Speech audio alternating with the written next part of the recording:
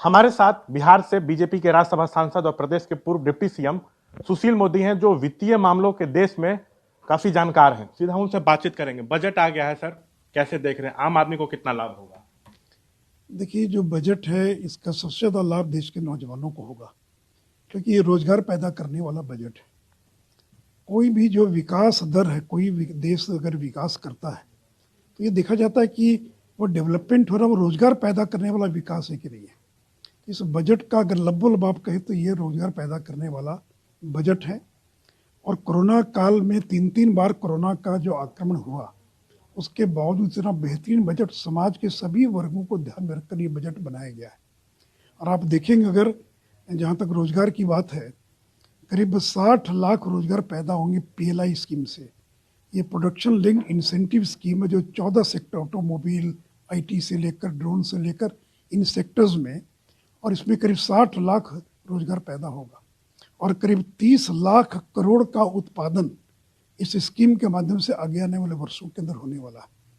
उसी प्रकार जो कैपिटल एक्सपेंडिचर है, यानी सड़क, पुल, पुलिया, रेल, एयरपोर्ट, इनके निर्माण पर जो खर्च होता है, बिल्डिंग के निर्माण पर, उसको कैपिटल एक्सपेंडिचर कहते हैं, जिसे संपत्ति का निर्माण होता है, एसेट क्रिएट होता है।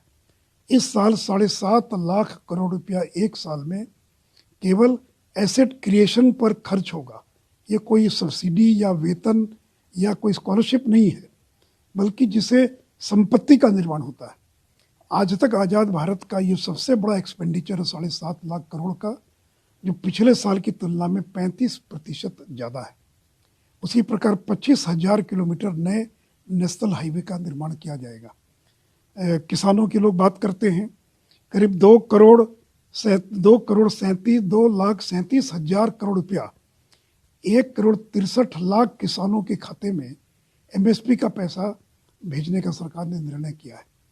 उसी प्रकार के 3,80,00,000 घरों में और 60,000 करोड़ खर्च करके पाइप्ड वाटर सप्लाई, यानी हर घर में नल का जल पहुंचाने का काम होगा।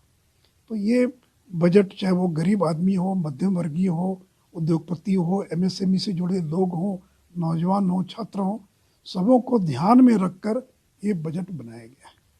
लेकिन कांग्रेस को और विपक्षी दलों को बजट पसंद नहीं आ रहा है। कहा जा रहा है कि इसमें गरीब के लिए, मजदूर के लिए कुछ भी नहीं है। तो इसको आप लोग कैसे काउंटर करेंगे? देखिए, वो तो विपक्ष का एक रटा रटाया एक क्या कहा जाए, एक उनका स्टेटमेंट पहले से तैयार रहता है। कितना भी अच्छा बजट हो, उसकी बड़ाई कैसे करेंगे? वो उसकी प्रशंसा करेंगे तो फिर विपक्ष कैसे? तो उनका तो काम है कि मीन मेख निकालना।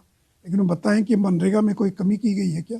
वो बताएं कि सड़कों के निर्माण में कोई कटौती की गई है क्या?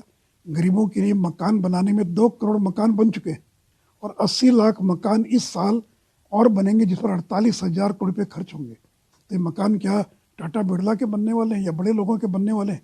गरीब आदमी का ही तो बनेगा। तो ये जो पाइप्ड वाटर सप्लाई, ये किसके घर में जाएगा? मध्यम वर्गीय या जो गरीब लोग हैं उन्हीं के घरों में तो ये पाइप लगेगा। आप तो चापाकल तक नहीं लगवा पाए।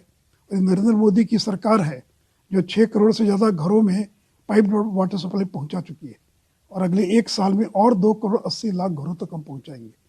इसलिए देखिए, कांग्रेस आरजेडी क्या कहता, पढ़कर बात करें, बहस करें, तब तो कोई बात भी है।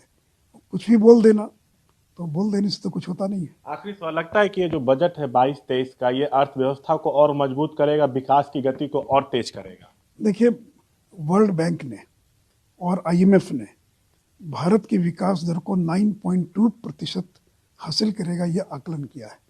और वर्ल्ड बैंक ने तो यहाँ तक कहा है कि 22-23 ही नहीं, बल्कि 23-24, 24-25, यानी अगर इस साल को ले लें तो अगले 3 साल तक भारत दुनिया के अंदर सबसे तेज गति से विकास करने वाला देश होगा। तो इसलिए ये देखिए, ये कोरोना काल का मुकाबला करना, उसके बावजूद इतनी तेज आर्थिक गति से विकास करना और पटरी पर अर्थव्यवस्था को लौटा कर ले आना है, कोई सामान्य बात नहीं थी। ये थे हमारे साथ सुशील मोदी, दिल्ली से ईटीवी भारत बिहार के लिए मैं शशांक कुमार।